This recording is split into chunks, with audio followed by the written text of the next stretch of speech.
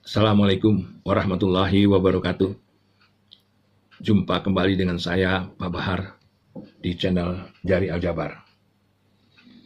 Apa kabar Bapak dan Ibu guru, para orang tua siswa dan mahasiswa dimanapun berada? Semoga dalam keadaan baik dan sehat selalu. Amin. Bapak dan Ibu guru, para orang tua siswa dan mahasiswa dimanapun berada, jumpa kita kali ini akan menyimak sebuah narasi dari seorang Najwa Shihab yang memprediksi tahun 2050 nanti. Apa yang bakal terjadi 27 tahun yang akan datang? Bapak dan Ibu guru, para orang tua siswa dan mahasiswa, Allah suka dengan seorang muslim yang kuat. Kuat fisiknya, kuat ekonominya, kuat intelektualnya dan logikanya, tentu juga kuat iman dan Islamnya. Inilah yang diharapkan oleh Allah Subhanahu wa Ta'ala bagi seorang muslim. Oleh karena itu, Jari Aljabar Center Indonesia berusaha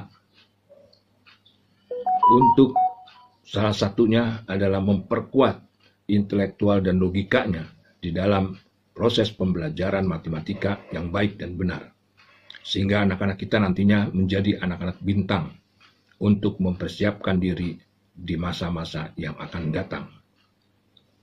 Bapak dan Ibu guru, para orang tua siswa dan mahasiswa dimanapun berada, prediksi tahun 2050 adalah prediksi di mana anak cucu kita harus memiliki kekuatan yang sangat luar biasa untuk menghadapi hidup dan kehidupannya, untuk menghadapi persaingan global yang sangat ketat.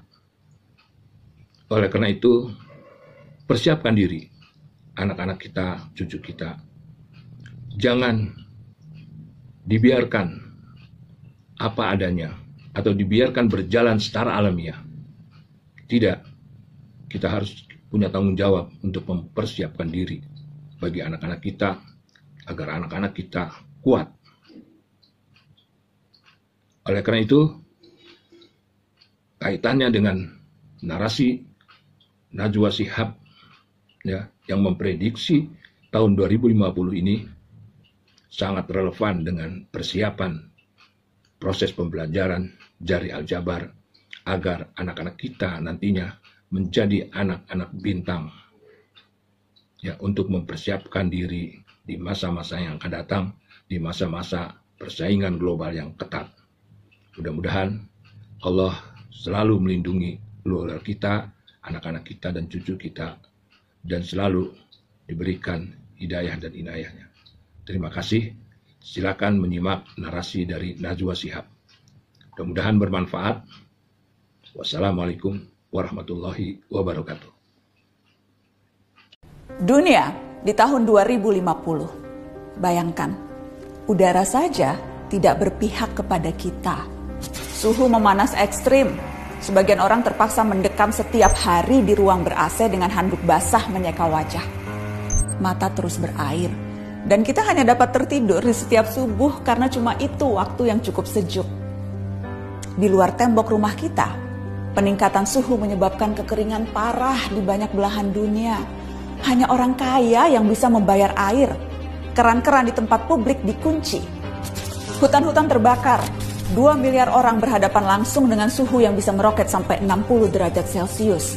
Titik panas di mana tubuh manusia tak dapat bertahan lebih dari 6 jam. 2050, permukaan laut naik drastis menyebabkan badai ekstrim. Kota-kota pesisir tersapu pasang dan banjir menewaskan ribuan dan menggusur jutaan orang.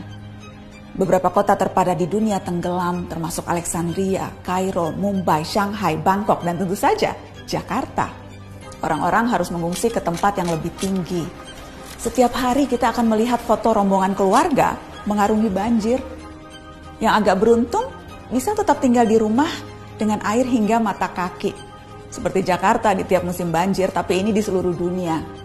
2050. Pandemi bukan hanya varian COVID. Perubahan suhu, banjir, urbanisasi, dan pergerakan populasi manusia mengakibatkan penyebaran penyakit. setengah dari populasi dunia beresiko tertular malaria atau demam berdarah. Wabah baru bisa melampaui angka kematian penyakit jantung, menciptakan krisis perawatan kesehatan, perusahaan asuransi pun menolak melayani. Apa yang kita lalui 2 tahun kemarin, tampak tak ada apa-apanya. 2050, kelaparan merajalela. Populasi dunia meningkat sampai 9 miliar jiwa, walau tingkat kesuburan manusia menurun. Terlalu banyak mulut harus diberi makan, sementara dunia kekurangan air dan lahan yang bisa digarap. Bahan makanan akan semakin mahal, jumlah orang kurang gizi di dunia pun terus meningkat. Sementara bantuan logistik, kalaupun ada, pasti tiba terlambat karena terhambat bencana di mana-mana. 2050, hubungan internasional tak lagi akur. Setiap negara menjadi egois dan saling curiga. Perdagangan global macet karena negara-negara berhenti mengekspor dan memilih mempertahankan sumber daya mereka sendiri. Padahal jutaan orang butuh bermigrasi. Tapi banyak negara lockdown dan menjaga perbatasan dengan tentara. Sedikit kesalahpahaman akan menciptakan perang. Dan seperti biasanya, netizen lalu memperuncing keadaan dengan memenuhi media sosial dengan teori konspirasi dan video-video propaganda. Teman-teman, meski terdengar seperti naskah disaster movie, itu tadi tidak mengada-ngada, menghayal atau menakut-nakuti. Semua gambaran itu berbasis pada penelitian dan data-data saintifik. Hitungan skenario 2030, 2050, 2100 per tahun semuanya ada. Isu ini bahkan telah mempertemukan para pemimpin dunia, tak terkecuali Indonesia. Kemarin Presiden Jokowi hadir dalam KTT COP26, sebuah forum tingkat tinggi yang diikuti 197 negara. Mereka membicarakan masa depan, rencana untuk menghalangi skenario-skenario tadi terwujud.